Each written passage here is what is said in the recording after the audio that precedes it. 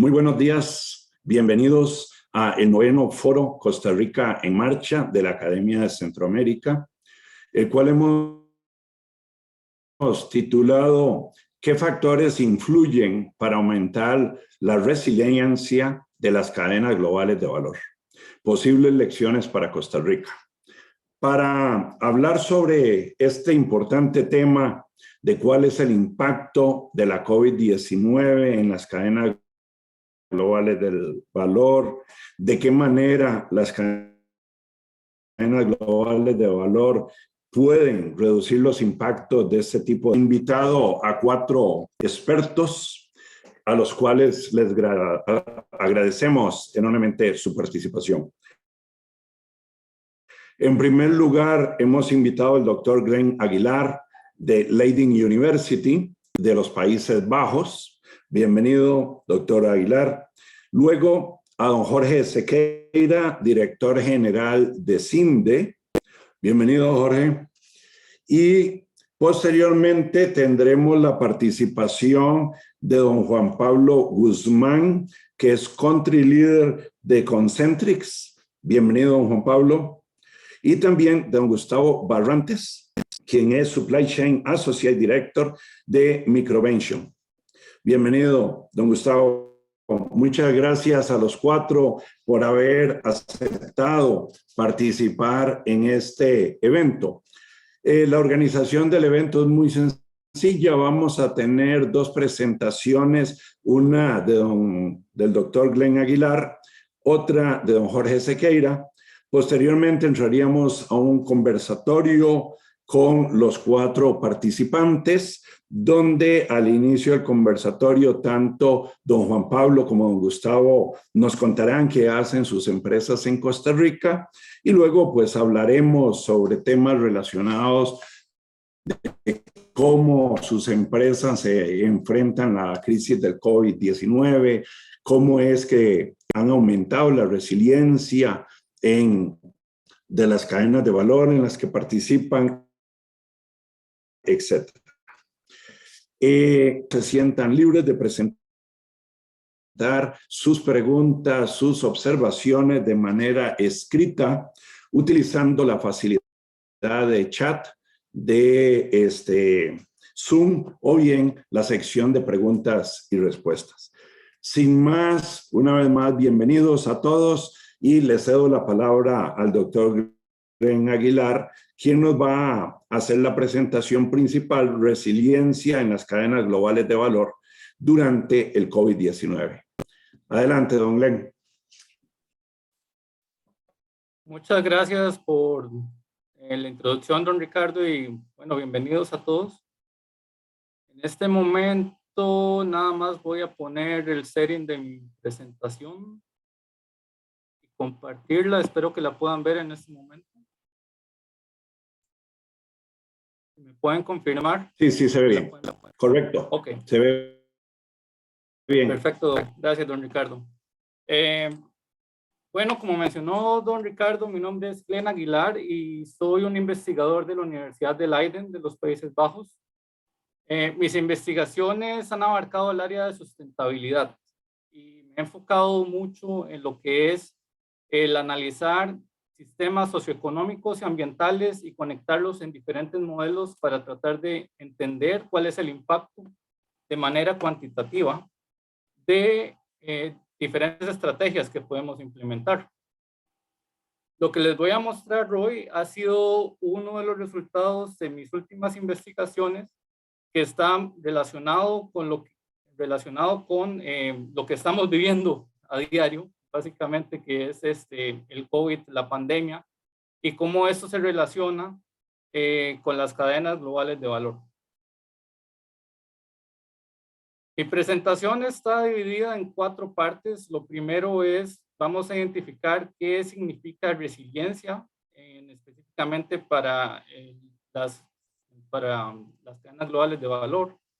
Luego vamos a mencionar brevemente cuáles son los impactos del COVID, porque me imagino que muchos de ustedes ya los han vivido a diario, pero vamos a ponerlo un poco dentro del contexto que nos interesa en este caso.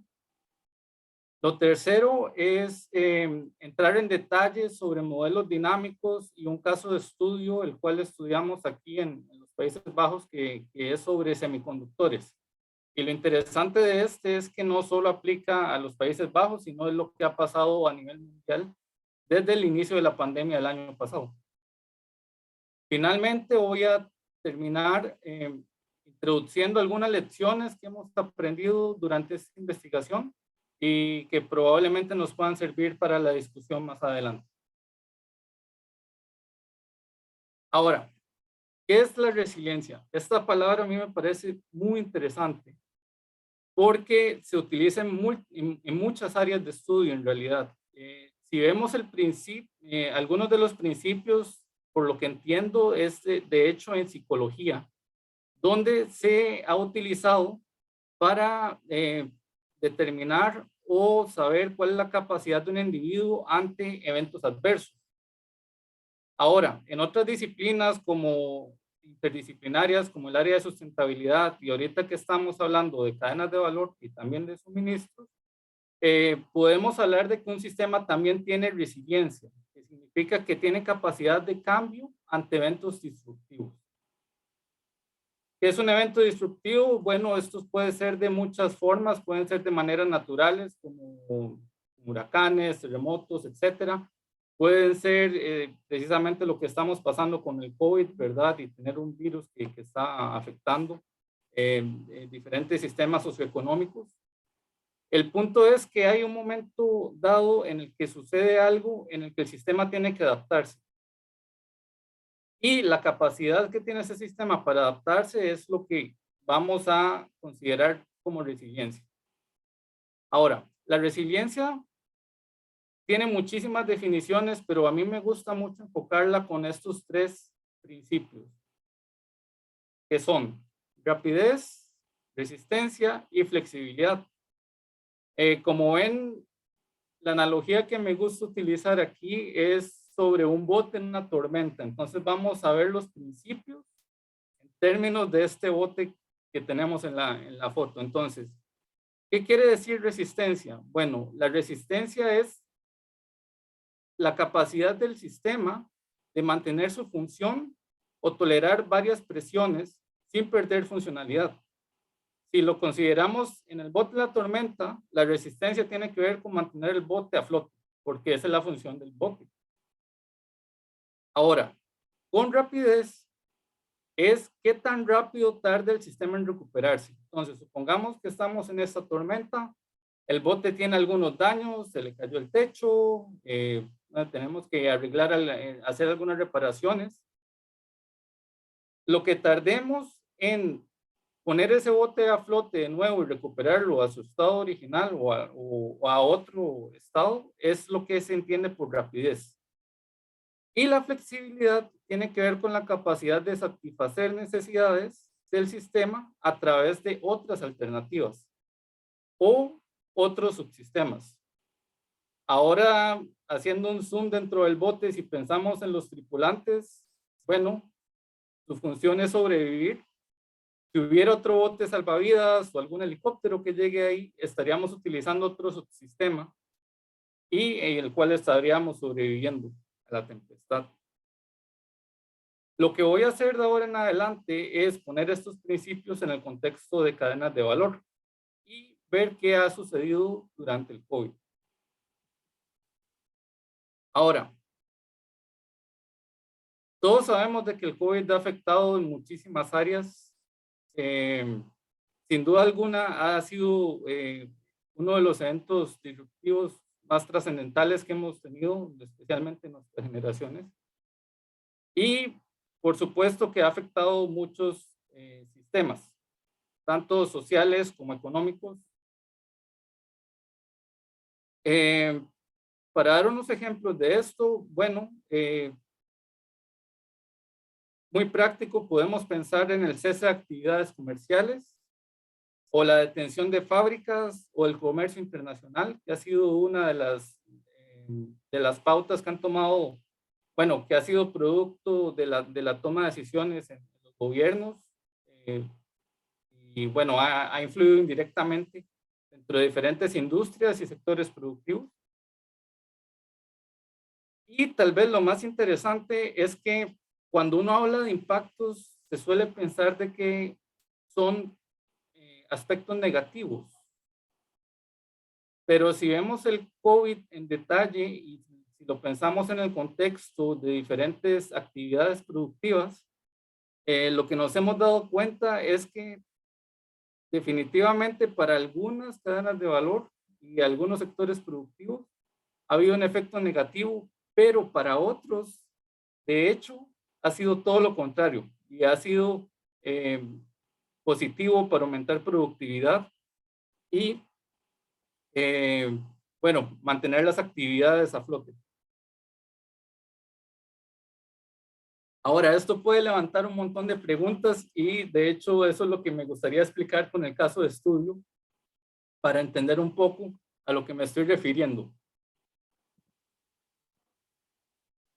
Este caso de estudio que les voy a hablar es sobre semiconductores y bueno, ha sido producto del instituto en el que estoy trabajando. En un principio, esta investigación nada más la pusimos dentro del marco de volver a pensar cómo manejar las cadenas de valor en una era post-COVID. Entonces, como ustedes se pueden imaginar, comenzamos a recoger datos de los más recientes que pudimos adquirir para comprender cuál había sido el impacto en diferentes actividades económicas, comerciales. Con la información que obtuvimos, nos dimos cuenta que por lo menos para el 2020, todas las actividades relacionadas con semiconductores y alta tecnología en los Países Bajos tuvieron mejor productividad que en el 2019. Y esto empezó a alzar la pregunta de por qué. O sea, ¿qué estaba pasando ahí? ¿Será que tienen en verdad mecanismos de que las hacen mejores o no? Y bueno, durante un periodo determinado, en el 2020, esto fue de esta manera y solo a la mitad de nuestra investigación comenzamos a ver un cambio en la dinámica. ¿Qué fue cuando empezaron a haber carencias de proveedores para semiconductores? Y esto es una carencia que ha pasado a nivel mundial, no solamente en el contexto holandés. Bueno, la forma en que decidimos abarcar esto e investigarlo fue mediante modelos dinámicos para poder entender cuál era el cambio a través del tiempo. Lo que tuvimos que hacer fue varias entrevistas con actores de la cadena de valor. También fuimos recolectando datos de los que venían saliendo más actuales y de ahí partimos para hacer un modelo y comprender de qué forma era que se estaba moviendo la dinámica de la cadena de valor para semiconductores. Ahora voy a moverme a lo que fueron, siguen siendo resultados preliminares. Esta investigación sigue estando, la seguimos actualizando y la idea es tener una publicación que vamos a hacer pública dentro de un mes, esperamos. Pero sí les puedo dar un poco de detalles de cómo fue que lo vimos y también de las lecciones que aprendimos en este proceso. Ahora, cuando uno trabaja con modelos dinámicos, uno empieza desde cosas muy simples. Entonces, si tomamos en cuenta esta cadena de suministros, que trata de expresar de manera muy simplificada lo que pasa con semiconductores y en electrónicos, básicamente lo que vemos es que empezamos desde la extracción hasta hacer el chip o el integrated circuit. Esta manufactura pasa a lo que es la producción de productos electrónicos. Este fue uno de los, en lo que nos enfocamos en esta investigación, pero por supuesto semiconductores se ven muchísimas otras aplicaciones, por ejemplo, en la parte automotriz también. Sucesivamente lo que es la llegada al consumidor y bueno, al final, el final del ciclo de vida de los productos. Ahora, empecemos por el COVID. ¿Qué sucede? Ok, el COVID entra en el sistema. Cada gobierno toma ciertas medidas para controlar los casos y estas medidas generalmente se vieron orientadas hacia lo que es la restricción de movilidad de personas o lo que se llaman los lockdowns también. Y la idea de estos lockdowns era reducir en cierta medida la propagación del virus. Ahora, con los lockdowns pasaron una dinámica muy interesante, por lo menos dentro de lo que vimos en nuestro estudio. Aumentó el trabajo remoto y por aumentar el trabajo remoto, la venta de electrónicos se vino hacia arriba también. Se puede pensar en laptops, se pueden pensar en sistemas, bueno, de televisiones, toda la línea blanca, etcétera. Todo este tipo de productos se vinieron arriba. Y por supuesto, esto afecta la demanda directamente de los electrónicos. Lo que pasa con la cadena de semiconductores es que hay una dinámica muy interesante que es de tira y empuje. Por un lado, los consumidores cuando quieren productos requieren, bueno, demandan sobre la producción de electrónicos y por ende la producción de electrónicos demanda sobre la producción de los chips. Pero por otro lado, y este es el empuje, tiene que ver con las proyecciones de demanda. Porque al tener esta demanda, entonces hay proyecciones para incrementar la capacidad de las plantas. Y bueno, satisfacer la demanda futura. Este proceso tiene lo que se llama un delay, que significa que no pasa inmediatamente. O sea, para tener capacidad en el futuro, por ejemplo, en el caso de semiconductores, se habla de que solo para hacer las plantas se requiere dentro de 3 a 5 años. Entonces, es capacidad que uno va a tener hasta posteriormente. Bueno, esta es un poco lo que sucedió con la dinámica. Y lo que nos interesaba saber era cómo relacionábamos esta dinámica con el concepto de resiliencia y cómo algunas de los actores han reaccionado sobre eso. Para eso, comenzamos a analizar lo que eran los mecanismos de resiliencia. Por mecanismos me refiero a esas acciones que se tomaron o que se están tomando de manera que uno pueda mantener el bote a flote. Por un lado tenemos la diversificación, que tiene que ver con buscar proveedores del mismo producto, o sea, alguien que le pueda brindar los semiconductores a los productores de electrónicos y que tenga capacidad para satisfacer la demanda en la producción. Una segunda alternativa de mecanismo es la sustitución y tiene que ver con los materiales. Sin embargo, vimos de que tiene una capacidad limitada para semiconductores, puesto que, bueno, no hay reemplazos específicos para materias primas que son en realidad importantes. Por ejemplo, el silicio o el galio, cualquiera de estos que son la base de semiconductores. No tienen una sustitución, no hay una tecnología que la sustituya de momento, entonces es como un mecanismo limitado. Y por otro lado está la acumulación, que tiene que ver dentro de las empresas o dentro de la producción, tener reservas de estos, bueno, de los semiconductores y también de cualquier otro material que requieran. Lo que pasa con la acumulación es que no es un mecanismo que va a aumentar la resiliencia per se, no es muy intuitivo, porque por un lado, uno no quiere tener acumulación por ejemplo, de circuitos integrados que van a ser reemplazados en poco tiempo por otras tecnologías.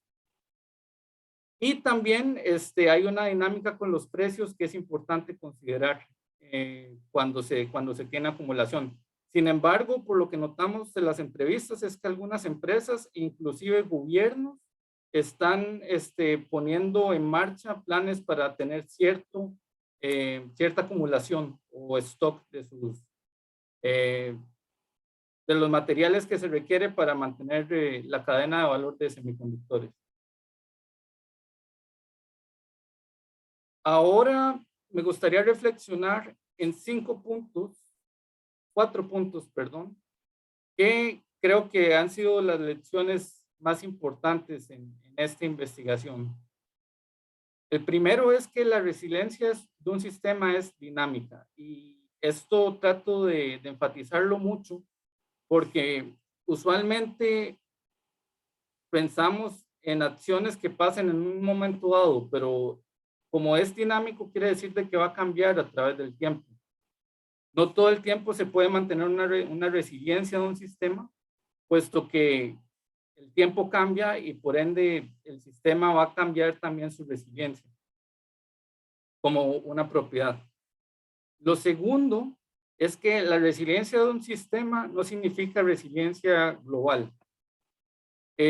Uno de los ejemplos que hemos visto es que a nivel de la Unión Europea se está tratando de enfatizar mucho la regionalización de las cadenas de valor, como dejar el outsourcing y traer toda esa manufactura que ha estado por años afuera, volverla a traer. Esto brinda oportunidades para el sector productivo europeo. Sin embargo, a nivel global, esto podría significar ciertas disrupciones que todavía no tenemos la forma de saber qué tan grandes pueden ser, pero que son importantes considerar. Luego, el tercer punto es que comprender los mecanismos de resiliencia de forma sistémica contribuye al desarrollo de nuevas estrategias. Lamentablemente, hoy tenemos un tiempo muy limitado y espero que una vez de que esté el reporte afuera se los puedo brindar y tengan más detalle para entender un poco más sobre los mecanismos que les hablé y cómo estos mecanismos se traducen en estrategias, tanto para los sectores como a nivel macro, como para empresas en específico. Entonces, estos mecanismos pueden ayudar a entender de la resiliencia de una manera de que se puedan implementar estrategias para disminuir el riesgo en las cadenas de valor. Lo último es con las oportunidades y obstáculos. Para mejorar la resiliencia, esto depende de tendencias globales. 3 tendencias globales que vimos durante este trabajo fueron definitivamente las tendencias de globalización de algunas regiones y también el potencial de circularidad, refiriéndose a economía circular y estrategias de economía circular. Todas estas tendencias van de la mano con todo lo que está pasando y es importante tenerlas en cuenta para tomar mejores decisiones en el futuro. Bueno, yo creo que ese sería todo por mi parte. Les agradezco mucho su atención y bueno, espero escuchar sus preguntas y si tienen algún comentario, más que bienvenido. Muchas gracias. Muchas gracias, Glenn, por la presentación. Pasaríamos ahora a la presentación de don Jorge Sequeira. Adelante, Jorge. Primero que nada, muy buenos días a todos y muchísimas gracias por la invitación, Ricardo. Un placer estar acá para este tema tan importante para nuestro país y de tanta relevancia. Me avisan, por favor, si ya están viendo la presentación. Ya. Ya se está viendo, perfecto, muy bien. Ya se logra ver bien. Bueno, creo que esta parte de CINDE me la salto para entrar en tema, dado que lo que tengo son 10 minutos para conversar sobre lo que ha sido el tema de nearshoring para Costa Rica, las oportunidades que vemos para Costa Rica con este tema del nearshoring y sobre todo post pandemia, cómo nos abre esto algunas puertas de un trabajo que ya se venía haciendo desde hace muchos años, aunque anteriormente no se llamara nearshoring. Y para hablar de este tema, nada más repaso rápidamente lo que es la propuesta de valor país que desde el sector de comercio exterior le presentamos al mundo cuando hablamos de potenciales inversionistas. Y es esta propuesta de valor alrededor de las 3 P's, de personas, planeta y prosperidad. No tengo el tiempo para entrar en cada una de ellas, pero creo que resulta bastante evidente en qué consiste cada una de ellas, sobre todo personas, todo lo que tiene que ver con el talento humano, el planeta, todo el tema de la sostenibilidad y la biodiversidad de Costa Rica, la energía limpia, etcétera, y luego la prosperidad que tiene que ver con el ecosistema de multinacionales trabajando en conjunto con superiores nacionales, con la academia, con gobiernos locales, con gobierno central, etcétera, para desarrollar un ecosistema realmente colaborativo que nos lleve a mayores niveles de productividad y de cooperación entre todas estas diferentes empresas y actores. Y esto es importante porque cuando hablamos nosotros de atraer inversión a Costa Rica y hablamos de que venga a invertir a Costa Rica, hablamos de que invierta con, y si ustedes ven el logo que está aquí en mi backdrop, habla de Invest with Purpose, ¿verdad? Es que lo haga con propósito, y por eso la P del planeta es muy importante. Cuando hablamos de que no invierta en cualquier lado, invierta en un país donde lo puede hacer con propósito, y ya me voy a referir más a eso. Pero entremos en este tema que muy bien acaba de mencionar el doctor Aguilar, el tema de la resiliencia, y me gustó la descripción que dio, es la capacidad de cambio ante eventos disruptivos. Y creo que Costa Rica en esto se colocó una medalla de oro cuando inicia la pandemia y el resto del mundo va a un paro total, muelles, fábricas, etcétera, a paro total. Y en Costa Rica podemos decir con enorme orgullo que no tuvimos un solo día de disrupción de las cadenas de abastecimiento, ni en los sistemas, ni en el sector de servicios, que cada día es más importante en nuestro país, y en donde en 3 días logramos enviar 80,000 personas del sector de servicios a trabajar a sus casas sin interrupción. De igual manera, los sectores de manufactura avanzada, de dispositivos médicos, de aeroespacial, etcétera, todos pudieron operar normalmente sin que tuvieran que interrumpir ni sus operaciones, ni sus importaciones, ni sus exportaciones.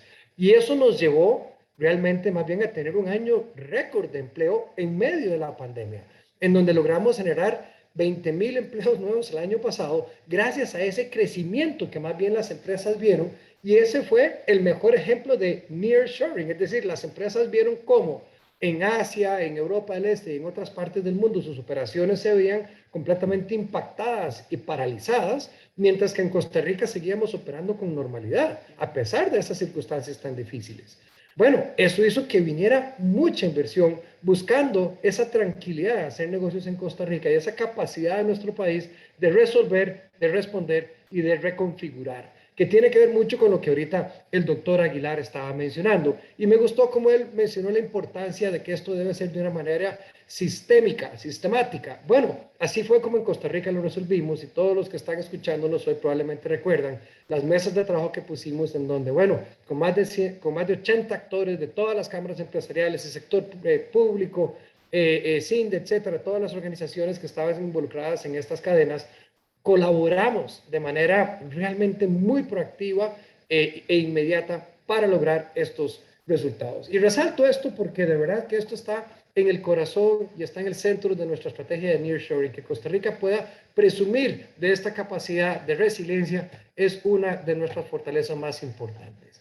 Pero a esto se le suma, por supuesto, que estamos en una ubicación preferencial, realmente muy bien ubicada, que tenemos 15 tratados de libre comercio con 58 socios comerciales, lo cual nos da acceso al 75% del PIB mundial y a 2.800 millones de personas. Es decir, Costa Rica lo ha venido haciendo muy bien en este campo, y como dije anteriormente, si bien hasta ahora se pone de moda, por decirlo así, el término nearshoring, la realidad es que Costa Rica ha venido haciendo nearshoring desde hace más de 2 décadas, porque la mayoría de estas casi 400 multinacionales que están operando en nuestro país vienen aquí no claramente para el mercado local, ni siquiera para el mercado regional, sino principalmente para atender el mercado de Norteamérica, pero también el resto de las Américas. Y son empresas norteamericanas, europeas, asiáticas, etcétera, que vienen y desde aquí a brindar esos servicios a estas geografías.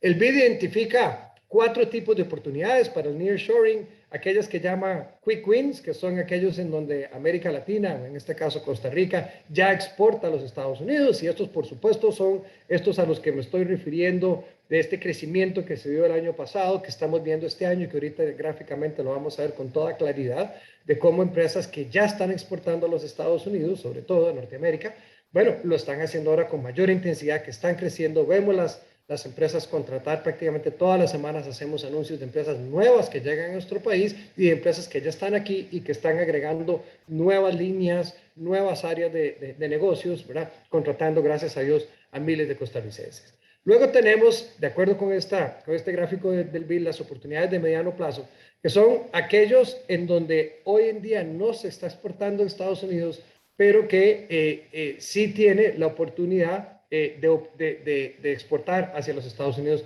desde Costa Rica. Es decir, que está exportando a otras partes del mundo. Aquí en el caso nuestro de Costa Rica no tenemos tantas oportunidades, dado que la mayoría de las empresas que están aquí ya exportan al mercado norteamericano.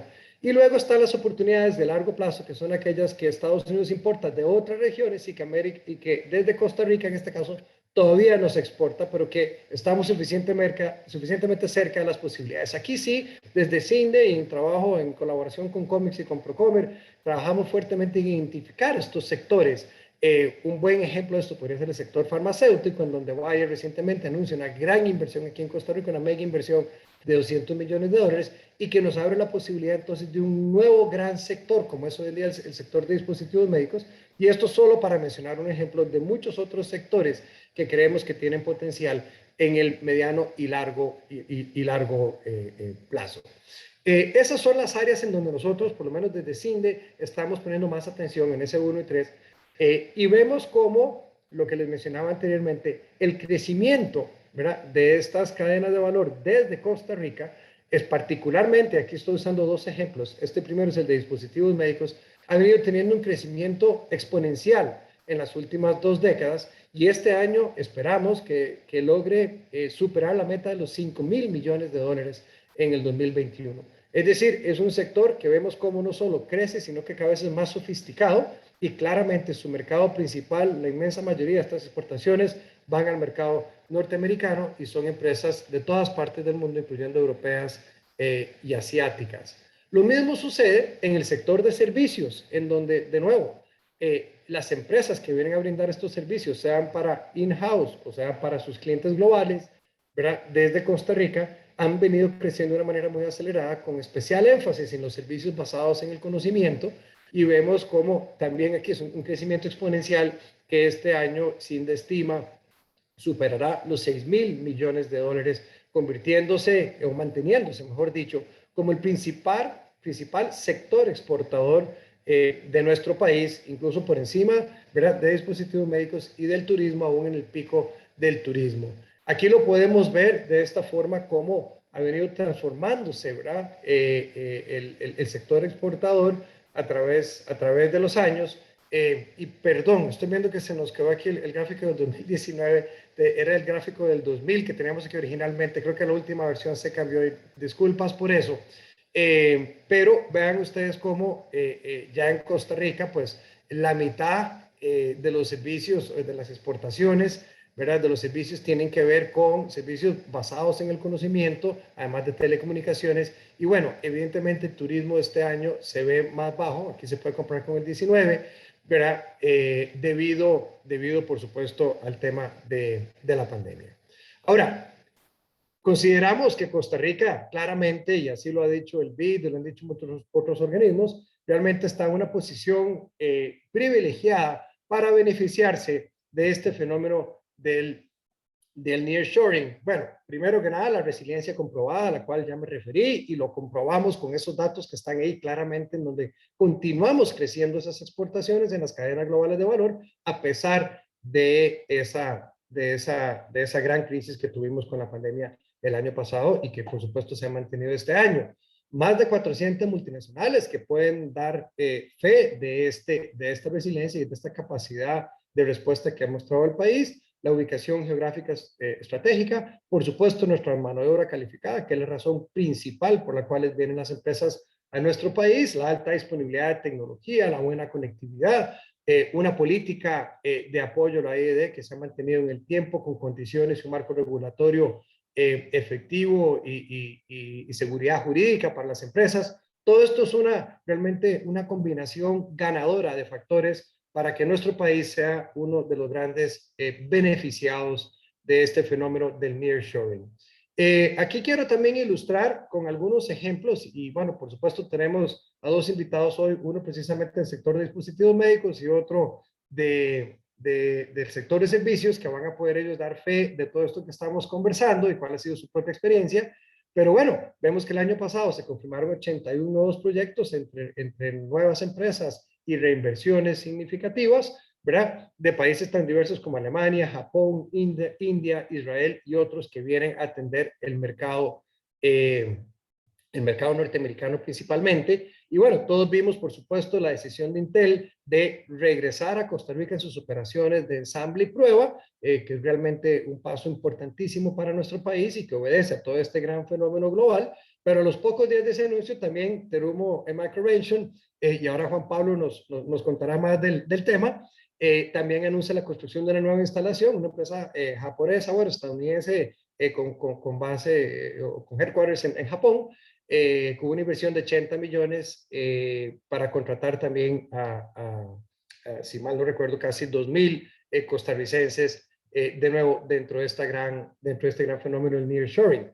Y probablemente todos los que nos están viendo hoy recuerdan este dato importantísimo que de nuevo viene a comprobar el fenómeno que es Costa Rica en este tema de nearshoring, especialmente en lo que es Greenfield, en donde Costa Rica quedó como país número 1 del mundo relativo a su tamaño en atracción de nuevos proyectos de Greenfield y que atrae 11 veces la cantidad de ID que podría atraer dado el tamaño de su economía, ¿verdad? Es decir, versus el promedio mundial, Costa Rica trae 11 veces más proyectos en Greenfield que el resto o que el promedio del mundo, y como vemos el siguiente país es Lituania, Serbia, Polonia, etcétera.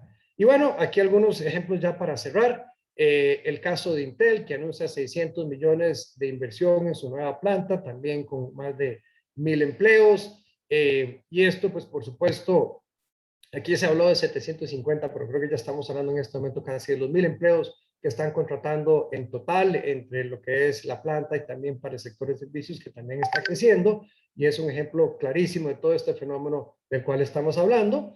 Terumo, que está en la empresa hermana de Microvention, el caso de Blood and Cell Technologies, que recientemente acaba de anunciar una inversión de 60 millones de dólares, una planta de 20,000 metros cuadrados también, estas en Cartago, de nuevo, claramente para atender el mercado mundial, pero con énfasis en el mercado norteamericano. Y este es el caso de una empresa estadounidense que mueve sus operaciones de China a Orotina, una inversión que tiene un gran valor para nosotros, por ser una inversión que va fuera de GAM, y así atender el mercado norteamericano más de cerca desde Costa Rica y no desde China. Con esos ejemplos cierro esta intervención. Ricardo, muchísimas gracias por el espacio y por supuesto ansioso de contestar preguntas que pudiesen haber. Muchas gracias, Jorge, por esta presentación que complementa muy bien la presentación de Glenn Aguilar. Pasaríamos ahora a la sección del conversatorio. Antes de cederle la palabra a don Juan Pablo, a don Gustavo Barrantes, quisiera recordarle a la audiencia o invitarlos más bien a que si tienen alguna pregunta o comentario, por favor, nos la hagan llegar al chat o a la sección de preguntas y respuestas y nosotros con todo gusto en la sección que vamos a tener de preguntas y comentarios las leeremos para que los participantes puedan abordar dichas preguntas o comentarios. Vamos a hacer lo siguiente, don Juan Pablo, le cedo la palabra para que nos cuente un poquito de Concentrix, qué hace, desde cuándo está en Costa Rica, en qué cadena de valor participa. ¿verdad? Y bueno, y cualquier otra cosa que usted quisiera comentarnos y después posteriormente le daría la palabra a don Gustavo para lo mismo y después ya comenzaríamos con una sección de preguntas, de comentarios, etcétera. Así es que, pues, adelante, don Juan Pablo. Muchas gracias, don Ricardo, y un gusto estar por acá. Bueno, primero contarles, Concentrix es una empresa de servicios y tecnología. En Costa Rica estamos desde hace un poco más de 16 años y para que se hagan una idea, empezamos siendo tan solo 40 personas. Hoy rondamos ya los miles, ¿verdad? A nivel global, somos más de 275,000 empleados, con, por supuesto, una muy importante huella en Latinoamérica, pero por supuesto en Costa Rica. Desde acá le damos servicios de lo que es alta tecnología, servicios de todos los tipos que puedan imaginarse a más de 26 clientes distintos. De esos 26, 23 pertenecen al Fortune 500. Y nuestro servicio va desde situaciones que son relativamente sencillas, como apoyar a un cliente en el seguimiento de órdenes de compra, hasta otras que son muchísimo más delicadas en áreas como la tecnología o incluso más sensibles, como el acompañamiento a usuarios de pólizas en sus trámites de salud. Entonces es un espectro bien amplio y que cubre al mundo, ¿verdad? El soporte que brindamos es fundamental para las cadenas globales de valor, en tanto nosotros somos la cara que se presenta al usuario y al cliente final. Todo lo que son compras, ventas, seguimiento a productos o servicios adquiridos, mejoras de procesos, productos, servicios, son solo algunas de las tareas que dependen de nosotros y que vuelven imprescindible lo que hacemos. Verdaderamente nosotros lo que pensamos es que todo puede detenerse menos el proceso de apoyo de quienes mueven el mundo y esos son los clientes, ¿verdad? Yo sé que lo vamos a hablar en el conversatorio, pero yo creo que lo decía el doctor Aguilar, el COVID vino a transformar el mundo y yo creo que eso nos obliga a todos a entender que nos toca a las empresas transformarse, ¿verdad? Yo creo que si a mí me hubiesen preguntado antes del COVID si era posible mover el negocio, el modelo de negocio que teníamos al modelo actual, posiblemente mi respuesta habría sido que lo íbamos a lograr en un par de años, ¿verdad? Después de desarrollar una estrategia bien sólida que cubriera todos los elementos claves y considerando planes piloto y todo lo demás. Pero la realidad es que hay situaciones, hoy el COVID, mañana pueden darse otras tantas, que cambiaron las realidades rápidamente y que nos obligaron como organizaciones a transformarnos. Ese es el diferenciador y adelante lo conversaremos, pero ese ha sido el diferenciador en el sector servicios, especialmente en Costa Rica, y ese crecimiento del que hablaban antes se relaciona con eso. Nos movimos rápido, no inventamos nada, sino que replicamos cosas que ya sabíamos porque innovamos antes de la emergencia, ¿verdad? Comenzamos a ver a futuro. Entonces, todos esos fueron elementos que convertiremos y conversaremos en un rato, pero que sí, para nosotros como organización país acá con Concentrix, nos hizo una diferencia. Entonces, con eso, pues, paro mi breve intervención de Ricardo y de vuelta con usted. Muchas gracias, don Juan Pablo. Don Gustavo, adelante para que nos cuente qué es Microvention y tal vez, de paso, esa buena noticia que nos adelantó Jorge. Bueno, muy buenos días a todos y primero darle un agradecimiento a la Academia de Centroamérica y a CINDE por haber invitado a Microvention a participar de este evento. Creo que las experiencias y el conocimiento que podamos compartir aquí va a ser muy importante para todos, para que sigamos creando esa resiliencia país. Sí, Microvention es una empresa, su origen fue en Estados Unidos con el diseño y la manufactura de productos en el área de neurovascular. Se tratan diferentes padecimientos en esa área, desde aneurismas, trombosis, de malformaciones y algunos otros tipos de padecimientos en esa área. Microvention fue unos años después de su creación adquirida por Terumo, que es un conglomerado japonés que también, como lo mencionaba ahora don Jorge, tomó la decisión de abrir un par de plantas hermanas aquí en Costa Rica. En Costa Rica, Microvention ya tiene 9 años de estar acá. En este momento contamos con una planta de manufactura que tiene 2 cuartos limpios, aproximadamente cada cuarto limpio tiene entre 2.500 y 3.000 metros cuadrados. Nos dedicamos básicamente a la manufactura de todos los dispositivos. en la cartera que tiene MicroVention. Somos actualmente 1.700 empleados y hace algunos meses se tomó la decisión de abrir una nueva planta. Actualmente nosotros estamos localizados en Zona Franca Coyol. Se decidió abrir una planta adicional en Zona Franca Coyol, que ya está bastante avanzada. Esperamos poder dar trabajo a 2.000 personas más en un par de años.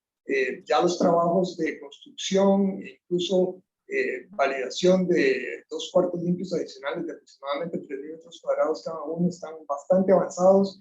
De hecho, ya estamos haciendo actividades de validación de manufactura. Tenemos ya personal en esta planta y pues muy felices de poder seguir creciendo junto con MicroVention, con la familia de compañías de Terumo. Y pues bueno, como les decía, esperemos que la inteligencia colectiva que se comparta acá sea provechosa para que todos podamos aprender un poco más. Quedo a disposición para las preguntas que puedan tener. Muchas gracias. Muchas gracias, don Gustavo. Quizás podemos comenzar con algunas preguntas.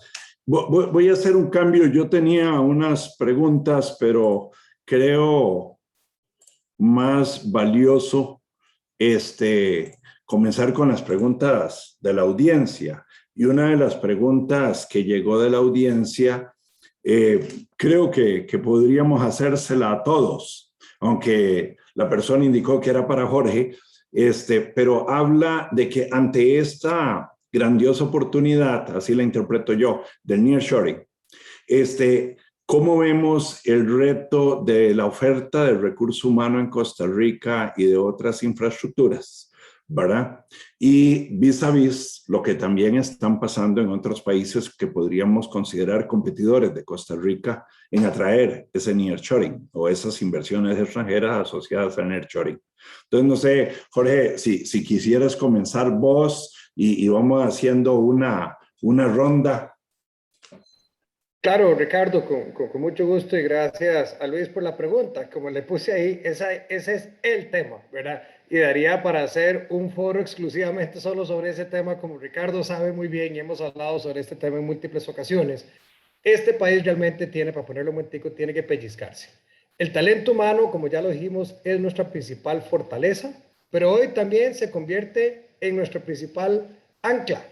¿Y por qué digo que es una ancla? Porque, bueno, podríamos crecer aún más rápido. Esos números que les presenté ahora de los 20,000 empleos que generamos el año pasado, sabemos, y así nos lo dicen las empresas, y estoy seguro que ambos representantes del sector privado que están aquí hoy, que pueden dar fe de lo que estoy diciendo, podrían crecer aún más si encontraran más el talento humano que está requiriendo hoy en día la cuarta revolución industrial. Es tan grande, es tan inmensa la demanda por ese tipo de talento a nivel global, que no importa cuánta gente Costa Rica capacite en estas carreras que son técnicas más que profesionales, que por supuesto se requieren de las dos, nosotros nunca llenaremos ese vacío, ¿verdad? O sea, entonces, para efectos prácticos, para Costa Rica es casi infinita la capacidad de crecimiento que tenemos si nosotros logramos capacitar a la gente en esas carreras técnicas y profesionales de la cuarta revolución industrial que están demandando estas empresas. Y bueno, como tenemos ese track record y están tan contentas en Costa Rica, mostramos resiliencia, quieren crecer más. Entonces ahí es en donde viene esa necesidad urgente de transformar nuestro sistema educativo. Y de nuevo, es un tema gruesísimo que va desde, por supuesto, el MEP, en donde tenemos que transformar nuestro sistema educativo, ya no lo dice la OECD con toda claridad los resultados, necesitamos reenfocar hacia las carreras STEM, las matemáticas, las ciencias, etcétera, orientar a los muchachos hacia esas carreras, necesitamos que las universidades abran más cupos en estas carreras. Por dicha se reformó el INA y eso va a ser un gran cambio. El nuevo INA sí nos va a permitir capacitar a miles de personas todos los años en estas carreras orientadas a la empleabilidad. Y lo mismo debe suceder, ¿verdad?, con los colegios técnicos que son fabulosos. Bueno, deberíamos tener más. Y el Tecnológico de Costa Rica, que deberíamos multiplicarlo por 10, al igual que las carreras de ingeniería de nuestras universidades públicas.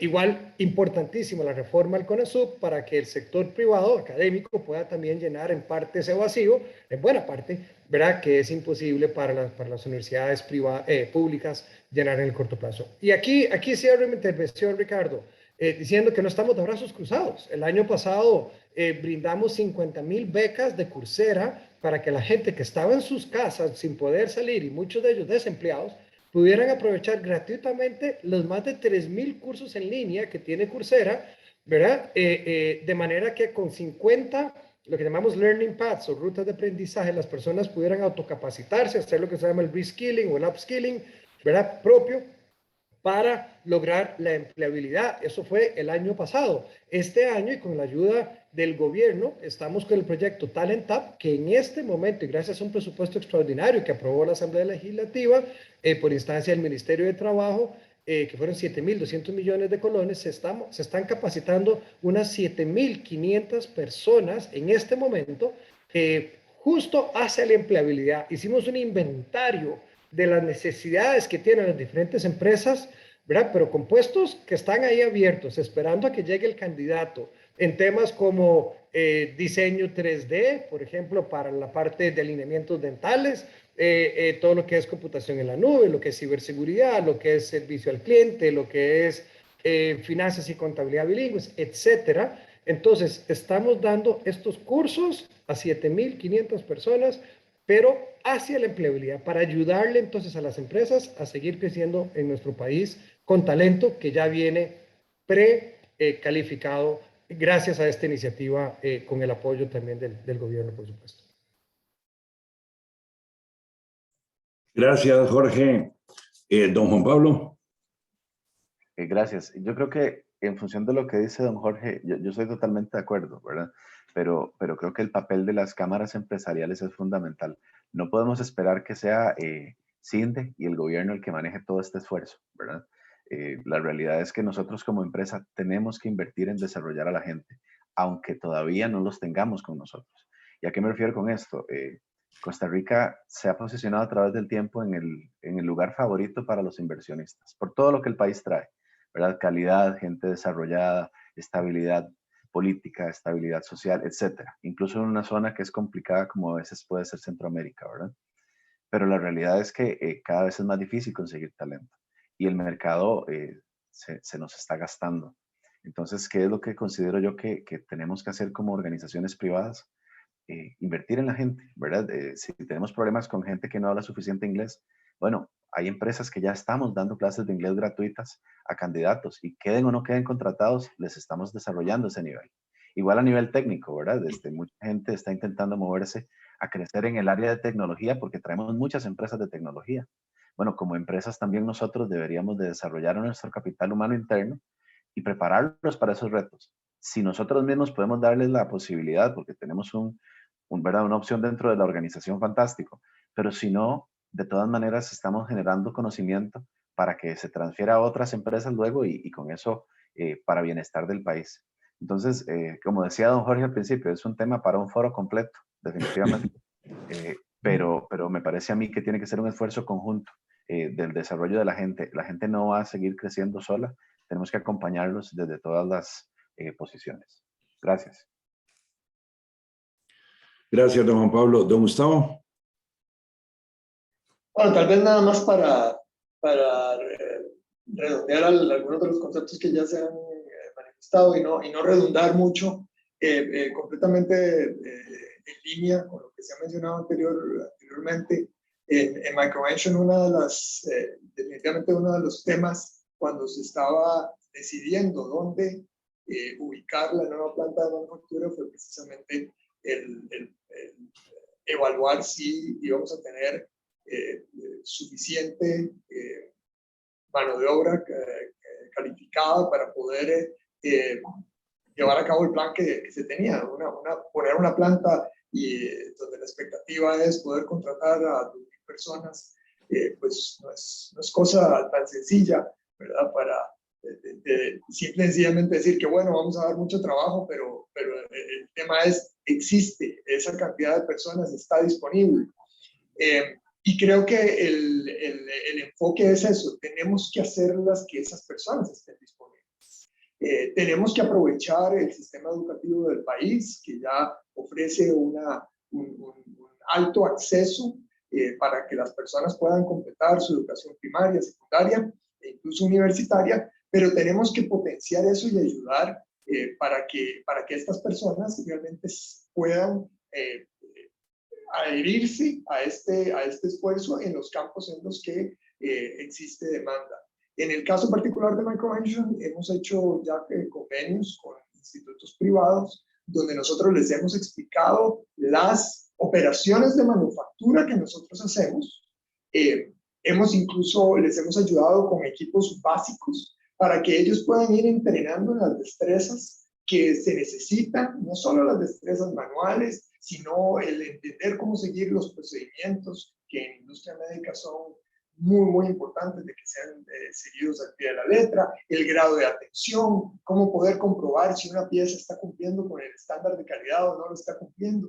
Y ese esfuerzo que ya se ha hecho con institutos privados nos ha permitido tener una fuente, como decía don Juan Pablo, independientemente de si las personas finalmente puedan ser contratadas o no por MicroVention, pero sí prepararlas para que pueda haber mucho más oferta laboral que pueda llenar los espacios que se están abriendo, no solo para la empresa nuestra, sino para todos los demás que están viniendo también al país y han apostado por Costa Rica. Muchas gracias, Gustavo. Glenn, si quisieras aportar sobre este mismo tema y quizás qué has visto vos en Holanda respecto a la generación de recurso humano para aprovechar oportunidades de inversión. Sí, muchas gracias, don Ricardo. Definitivamente una pregunta muy interesante y creo que, bueno, tanto don Jorge como don Pablo y don Gustavo dieron una buena reflexión en el contexto de Costa Rica. Lamentablemente no soy experto en este tema, entonces, y tampoco conozco en el contexto en Costa Rica como para dar una opinión. Sin embargo, sí quisiera hacer una reflexión y es tomando en cuenta lo que he escuchado de los comentarios de los panelistas. Bueno, lo primero es que excelente, me parece muy bien escuchar iniciativas para invertir en capital humano, tanto dentro de la empresa, dentro de empresas, ¿verdad? Que es el nivel, diría micro, como a nivel macro, en pensar en sistemas educativos que permitan tener esa capacidad humana. Dentro de un punto, o sea, tomando la perspectiva sistémica de nuevo que les mencioné, yo diría que es importante tomar en cuenta las tendencias globales también. ¿A qué me refiero con esto? Bueno, nearshoring es un término que se está usando para tratar de hacer las cadenas de valor más pequeñas y no depender tanto de manufactura que se está dando, por ejemplo, en Asia. Que ha sido uno de los mayores efectos que ha tenido la pandemia, ¿verdad? Porque el comercio internacional se ha detenido. Bueno, es excelente escuchar que en Costa Rica están haciendo esto, pero no es el único lugar en el mundo donde se está pensando.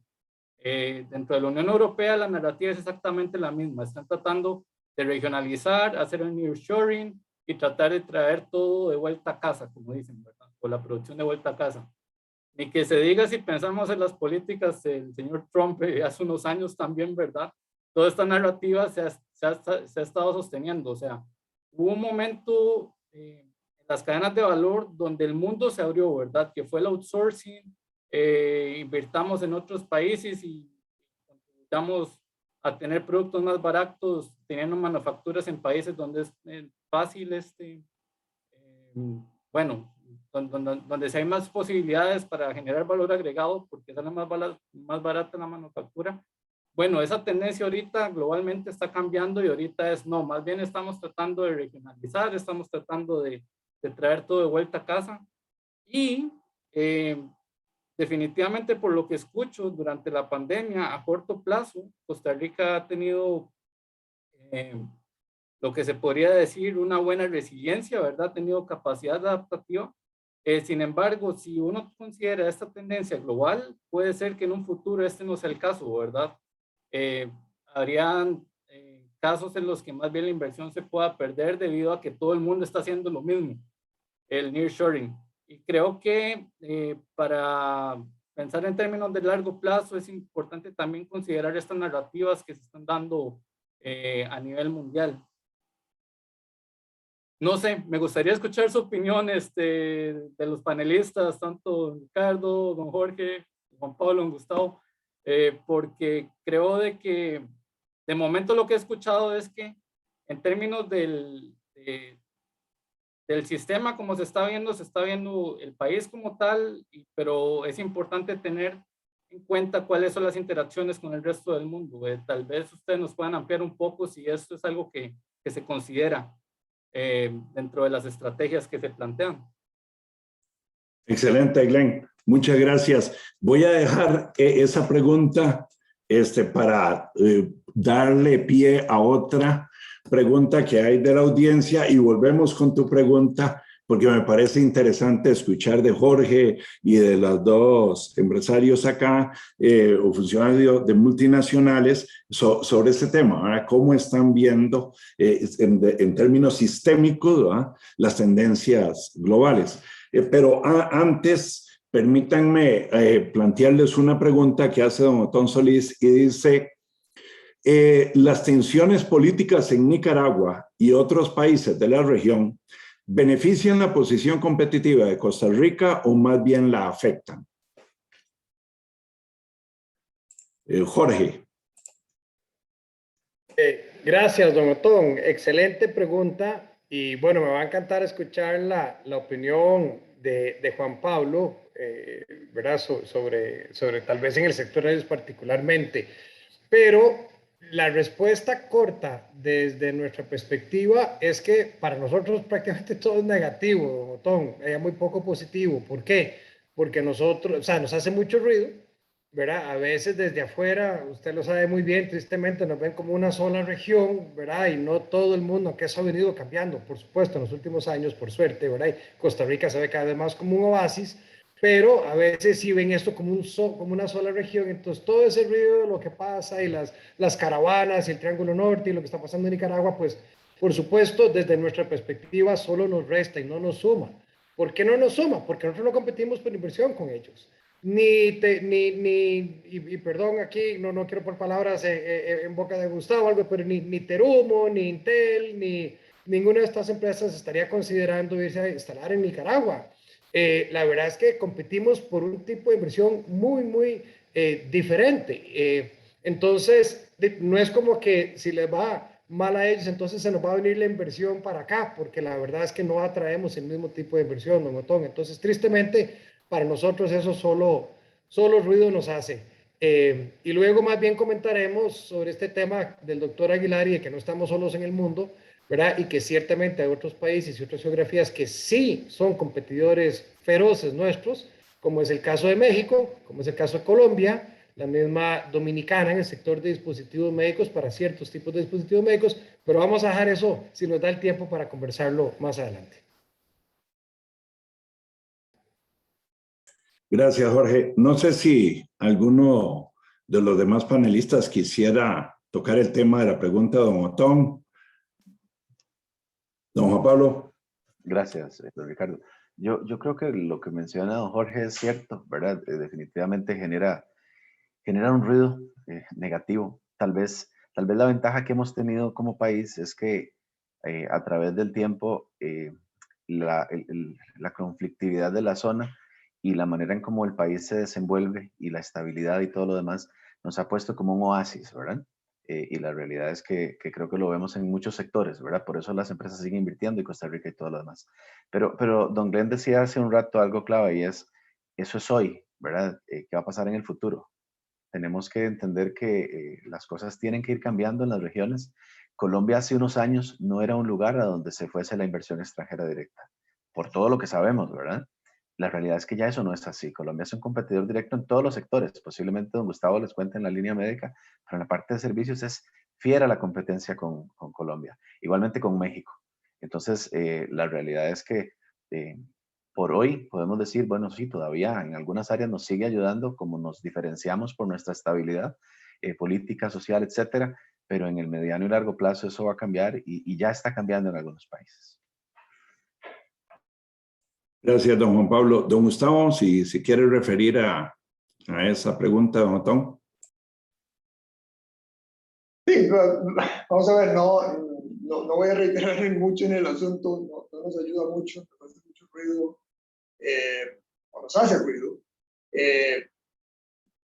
Particularmente quienes toman decisiones en nuestras empresas, pues están bien empapados de la realidad costarricense. Sin embargo, pues no pueden dejar de mirar de reojo lo que está pasando alrededor en el tema específico de Nicaragua.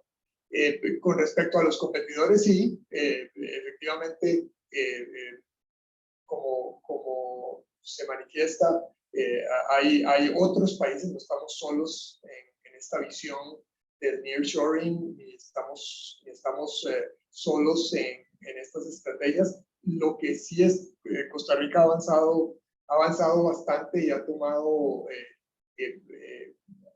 ha aprovechado las oportunidades y diría que eso no debería ponernos a creer que ya todo está hecho y que nos vamos a mantener ahí. Más bien, lo que debemos hacer es reforzar todos aquellos espacios en los que todavía sabemos que necesitamos trabajar.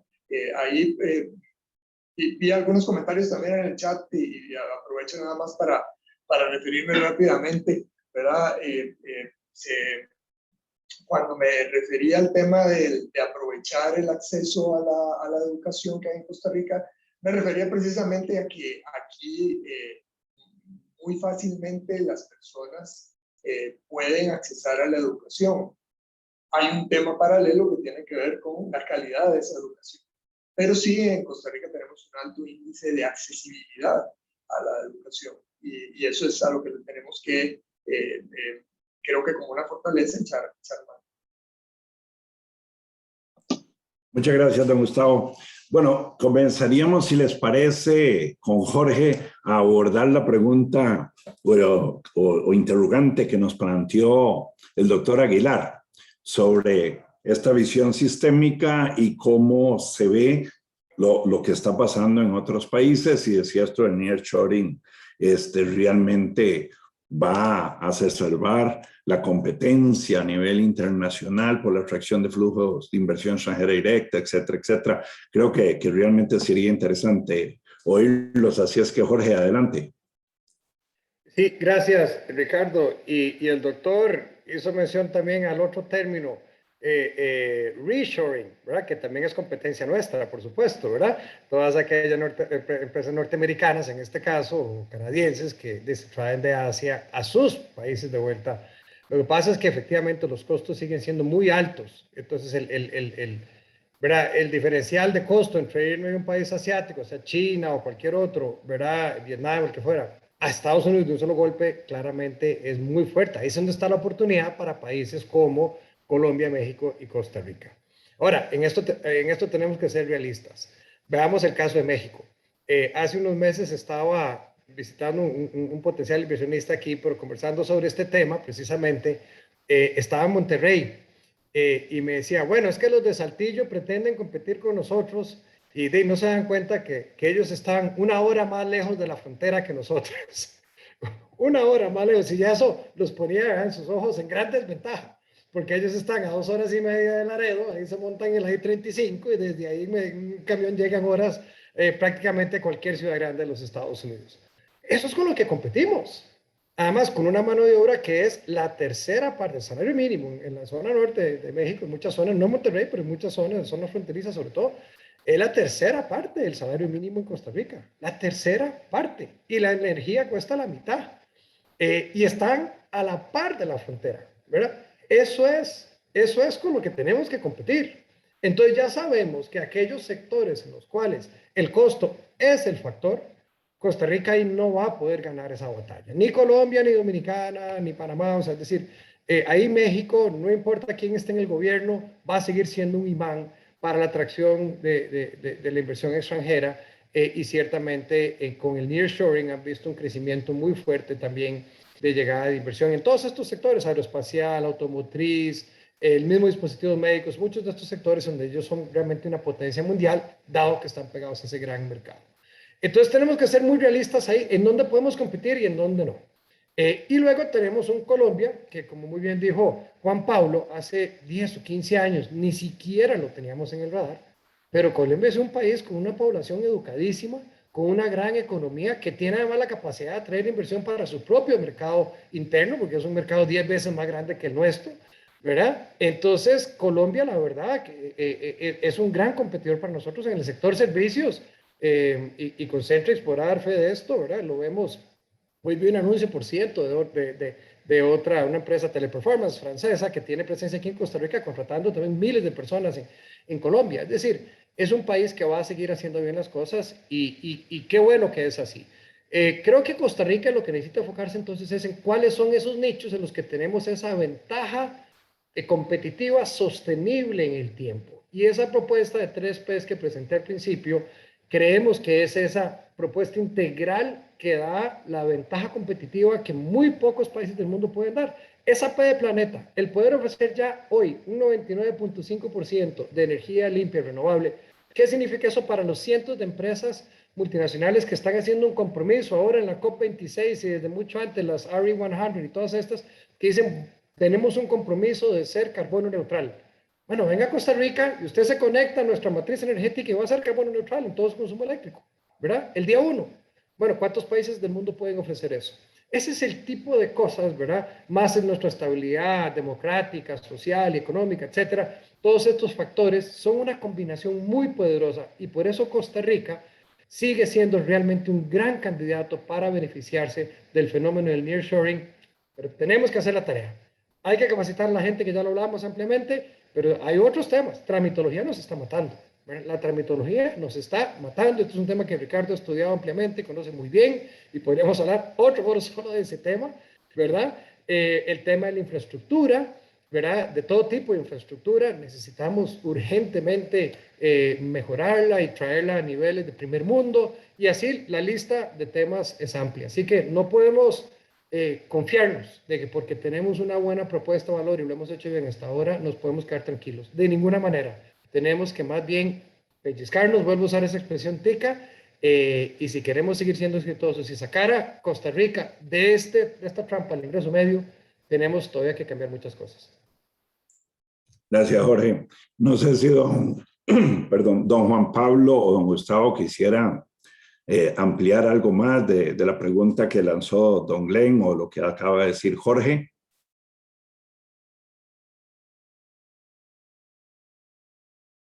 Bueno, si quieres, comparto un poco yo y luego le doy la oportunidad a don Gustavo. Yo creo que, bueno, Jorge hace un resumen que me parece cubre la mayoría de las aristas. Definitivamente es todo un tema. A mí me gusta pensar en que Costa Rica tiene que convertirse, voy a utilizar el término boutique, ¿verdad? Y en el buen sentido de la palabra. Yo creo que es un país pequeño, pero con la capacidad de desarrollar talento y que ya tenemos talento muy desarrollado por encima de muchísimas áreas con las que hoy competiríamos, al menos en Latinoamérica. Entonces hay que seguir construyendo sobre eso. Y el otro elemento es, creo que Costa Rica a través del tiempo tiene la ventaja de que empezamos la carrera antes, ¿verdad? Por lo menos en lo que son sectores servicios y desarrollo de dispositivos, etcétera. Tenemos 20 y tantos de años de experiencia, ¿verdad? Colombia empezó hace menos. Nicaragua también, El Salvador, Honduras, etcétera, han estado por ahí, pero han estado intermitentemente. Nosotros tal vez tenemos ese currículo que podemos venderle a todas las organizaciones que invierten desde afuera, y esa es una ventaja. ¿Dónde tenemos que enfocarnos? Yo considero que hay un término en lo que se relaciona con servicio al cliente y experiencia al cliente, que es lo que ha vendido a Costa Rica, pero lo dijo Jorge justamente en la parte de tramitología. Tenemos que trabajar en mejorar el esfuerzo del cliente.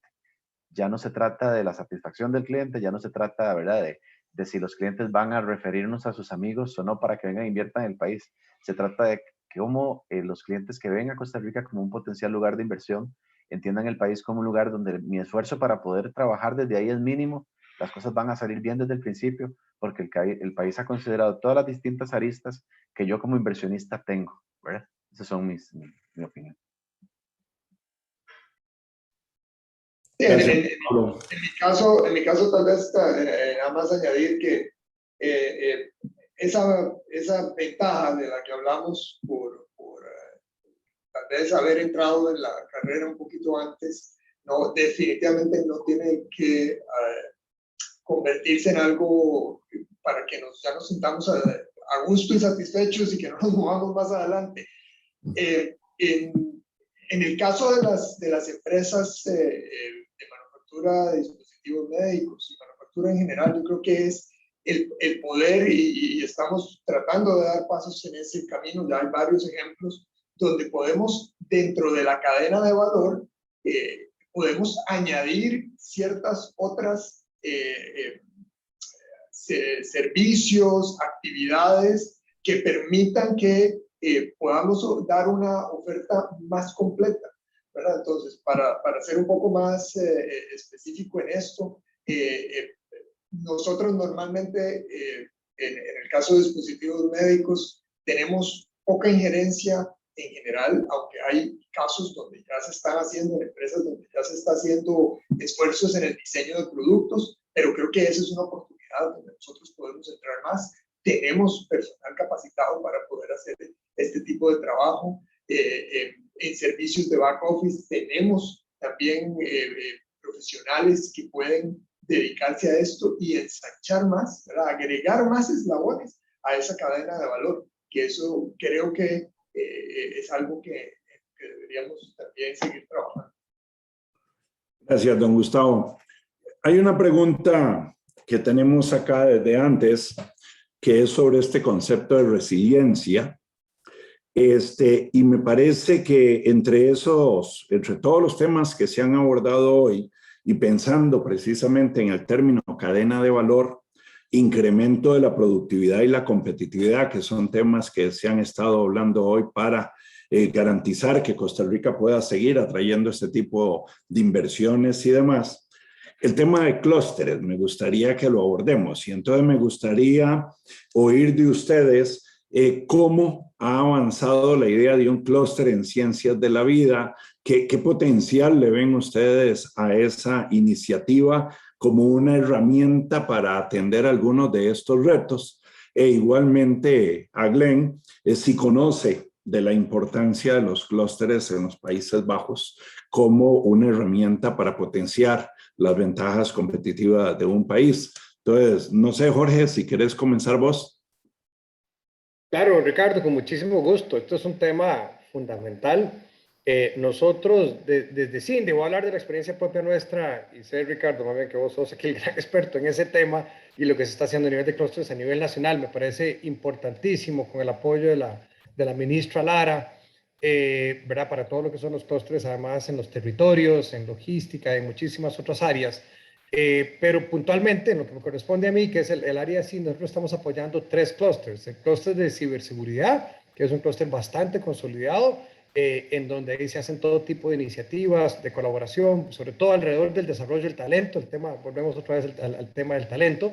Y los otros 2 clústeres que tenemos, que son el de dispositivos médicos, que es un clúster también muy consolidado, que tiene diferentes grupos de trabajo, también para desarrollo de talento, para el tema de investigación y desarrollo. Hay otro grupo de trabajo para el desarrollo de suplidores y poder hacer estudios de mercado de cuáles son los insumos que se importan, y así buscar en el mercado nacional suplidores potenciales para estos encadenamientos productivos que son tan importantes. El tema de alianza con la academia, precisamente también, ¿verdad? Que es parte del concepto de los clústeres, por supuesto, incluir a la academia para que entonces poder influir en los programas de estudio, tanto universitarios como técnicos. Ahí trabajamos con el INA, con el MEP, con los colegios técnicos y por supuesto con las universidades. De hecho, el Tecnológico de Cartago tiene la maestría en diseño de dispositivos médicos, la única en Latinoamérica, etc. Ahí hay todo un trabajo de cooperación, y se está ahorita formalizando este clúster como un tal, aunque ha venido operando de manera, digamos, de facto. Ahora ya queremos que se formalice. Y el tercer clúster que estamos trabajando es el que llamamos el Life Center Hub.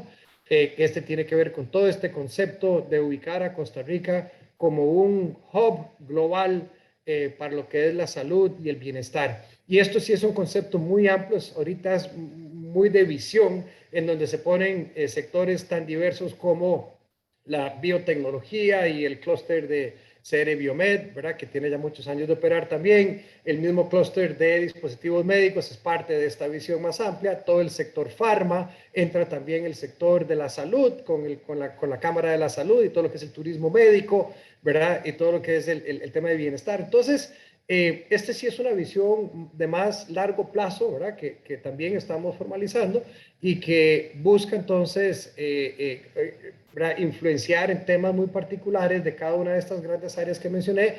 Por decir una que no he mencionado anteriormente, farma, cómo logramos finalmente retomar en Costa Rica la investigación biomédica, los estudios clínicos, ¿verdad? Con el apoyo de la Caja Costarricense de Seguro Social, beneficiando hacia la caja, a los pacientes y, por supuesto, al país a través de la inversión de las empresas farmacéuticas en estudios clínicos. Esos son algunos ejemplos, Ricardo, del tipo de clústeres que estamos impulsando desde nuestro sector. Excelente, gracias, Jorge. Don Juan Pablo, don Gustavo, si quisieran ampliar sobre este tema de la importancia de los clústeres para aumentar la resiliencia. En el caso de dispositivos médicos, creo que se ha trabajado mucho en esto. Tenemos una muy buena participación de empresas ya en el país. Hemos participado en foros para desarrollo de suplidores locales, hemos participado y tenemos comunicación de alguna u otra manera activa, aunque he de reconocer que deberíamos reactivar un poco esto entre las diferentes plantas. Nosotros, digamos, los diferentes directores y gerentes del área de supply chain estamos compartiendo con relativa frecuencia experiencias y también pidiendo colaboración ante diferentes situaciones que se nos pueden presentar. Creo que ahí todavía tenemos una oportunidad, aunque lo hemos hecho. Tal vez nos hace falta un poco de estructura, de alguien que facilite un poco esa comunicación abierta. En algún momento la tuvimos un poco más activa, teníamos reuniones y eso nos ayudaba a que como clúster pudiéramos enfocarnos en situaciones específicas que necesitábamos solucionar dentro de la cadena de abastecimiento. Hay trabajo por hacer, pero creo que voluntad hay, creo que es el primer paso. Gracias, Gustavo. Don Juan Pablo, perdón. No se preocupe, don Ricardo. En lo que es servicios corporativos y de tecnología, creo que particularmente a través del esfuerzo de empresas se ha venido dando apoyado en cámaras, por ejemplo en CAMSCAT, ¿verdad? Yo creo que se han venido dando conversaciones, esfuerzos, etcétera.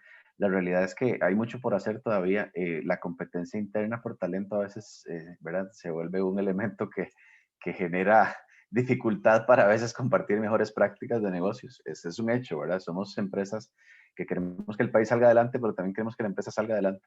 Entonces, yo creo que es un trabajo que va moviéndose adecuadamente. Otra vez, el apoyo de CAMSCAT en esto ha sido fundamental. Es una organización que agrupa a 80 y tantas empresas y ni qué decir de CINDE, ¿verdad? Pero definitivamente queda muchísimo por hacer para trabajar en esto y cubrir todos los elementos que hoy por hoy son los que hemos venido cubriendo en este foro casualmente, ¿verdad? Gracias, don Juan Pablo. Don Glenn. Y bueno, por mi experiencia, creo que, por supuesto que uno ve los clústeres como parte del día a día. De hecho, la investigación de que les estuve mencionando y les presenté viene de un clúster de alta tecnología, básicamente. Tal vez lo interesante ahí es que los clústeres industriales están también teniendo nexos con la parte, con entidades académicas, por ejemplo, en el caso mío, y también con organizaciones NGOs, ¿verdad? Organizaciones no gubernamentales. Palabra complicada. Bueno, el punto es que sí, efectivamente es algo que uno lo ve, o sea, que tiene su importancia y su relevancia, tal vez algo interesante que podría servir para un tema futuro es que los clústeres, digamos, por ejemplo, aquí no solamente se ven a nivel país, también se ven a nivel región. Y como don Gustavo y don Juan Pablo estaban mencionando, ¿verdad? Bueno, y don Jorge también, relacionados con estas ventajas competitivas, por supuesto, dentro de la región hay países que tienen otras ventajas competitivas que realmente pueden servir para fomentar una región más fuerte. A lo que me refiero es que si se consideraran estos clústeres, se pueden fortalecer dentro del país y luego eso se puede extender a la región, tal vez sería muchísimo más interesante y fomentaría una mejor capacidad para el nearshoring, de hecho, a mediano y largo plazo. Tomemos un ejemplo, el de Colombia, ¿verdad? Que don Juan Pablo, si mal no recuerdo, mencionado. Bueno, puede ser que Costa Rica esté muy bien en servicios y manufactura, pero en Sudamérica básicamente ellos tienen las minas, tienen la materia prima, especialmente en alta tecnología, ¿verdad? En este tema. ¿Sí? ¿Por qué no generar un clúster en el cual se puedan, digamos, interaccionar y tomar las dos ventajas competitivas de los dos países? Este tipo de alianzas pueden ser muy interesantes y podrían mejorar la resiliencia, pensaría yo. Gracias, Glenn. Hay otra pregunta, ya se nos está acabando el tiempo lamentablemente, pero creo que nos da tiempo para tal vez 2 preguntas más. Hay una que plantean y dicen, y tiene que ver con el tema del recurso humano, que como yo digo ahora puede ser para un webinar, y prometo vamos a explorar en el 2022 hacer un webinar sobre ese tema. Pero por el momento hay una pregunta que dice, ¿quién debe entrenar a las personas, sector público, privado, mixto? Contratar o entrenar o buscar gente con experiencia, esto sin importar edad u otras características. Entonces, creo que es una pregunta muy relevante porque en Costa Rica todavía tenemos algunas discusiones sobre si las cosas deben ser del Estado o deben ser del sector privado y demás, y creo que en el tema de educación hay mucho que se puede hacer en ese campo. Entonces, no sé, para hacerlo esta vez más democrático y no poner siempre al pobre Jorge de primero, ¿quién de los 4 desea comenzar?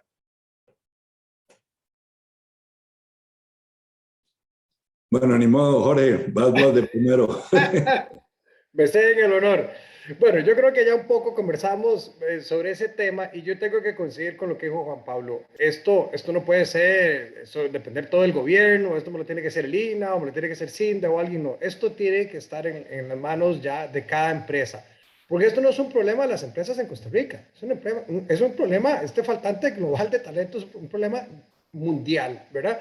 Y faltan ingenieros y desarrolladores en software en Alemania, en Silicon Valley, en New York y en cualquier parte del mundo. Entonces, más y más las empresas, ¿te acuerdan aquella expresión que decían que el bebé viene con el bollo de pan debajo del brazo?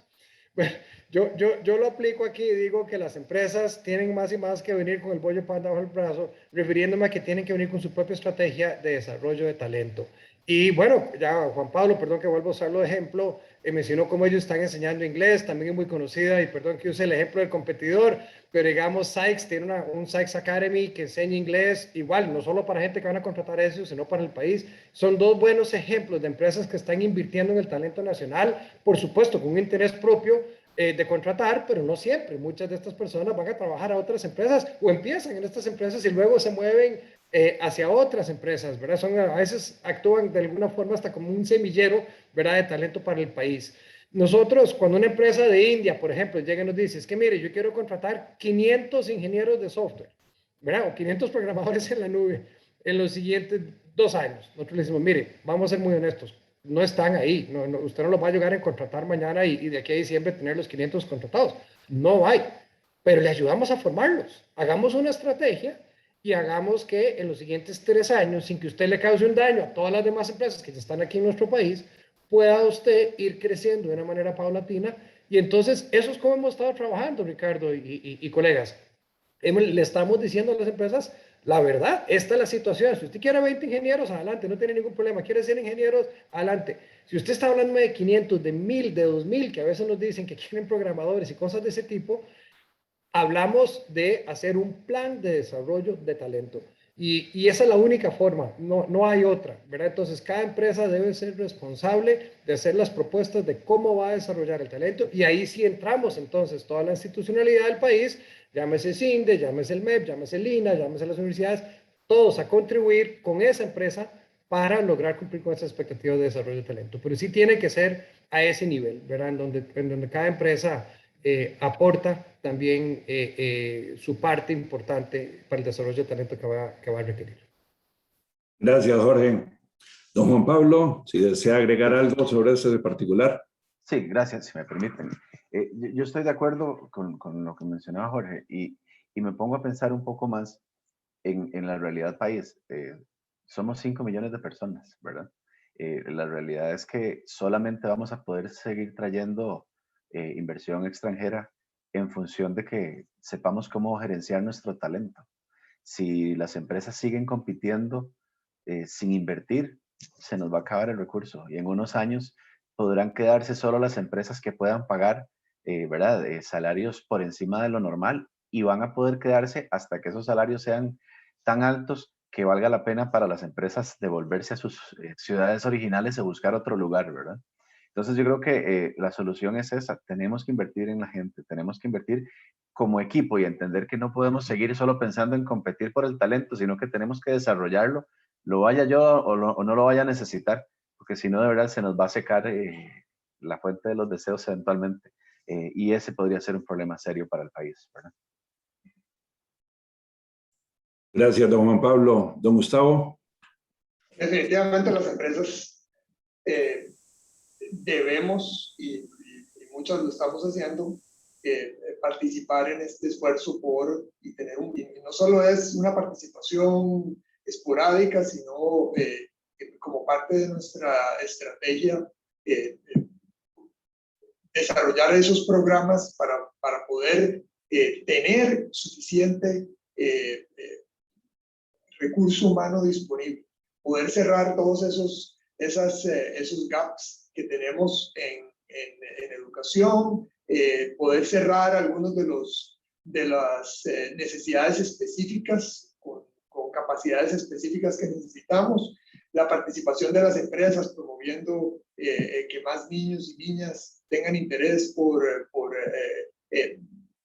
carreras en ingeniería, en tecnología. Creo que es importante que ellos puedan entender que ahí se puede forjar un buen desarrollo, que son carreras interesantes, que son carreras apasionantes y que también les pueden dar ese futuro que ellos esperan para sus familias.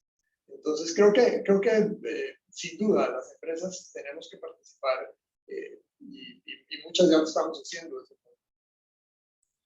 Gracias, don Gustavo. Glenn. Vamos a ver, creo que están tomando un tema que en realidad siempre me ha llamado la atención y por supuesto tiene que ver con movilidad social, ¿verdad? Siempre que hablamos en educación. Pero para no meternos mucho en el tema, ¿verdad? Porque creo que estamos cortos de tiempo también. Muy bien, estoy completamente de acuerdo con lo que los panelistas han compartido y creo, si lo puedo resumir de alguna forma, es que para la pregunta específicamente, definitivamente tiene que haber inversión en educación tanto desde la parte privada como desde la parte pública. Tal vez lo importante es diferenciar el nivel y también la dimensión temporal de estas inversiones. Entonces, lo que nos hablaba don Juan Pablo es un reflejo de una inversión a corto plazo en las capacidades, en el capital humano de su empresa, que está excelente. Y por otro lado, lo que nos hablaba don Gustavo de incentivar niños desde pequeños a desarrollar carreras o tener la idea de que pueden desarrollar una carrera en estos temas, llamémoslo ahorita el de alta tecnología o ingenierías, etcétera.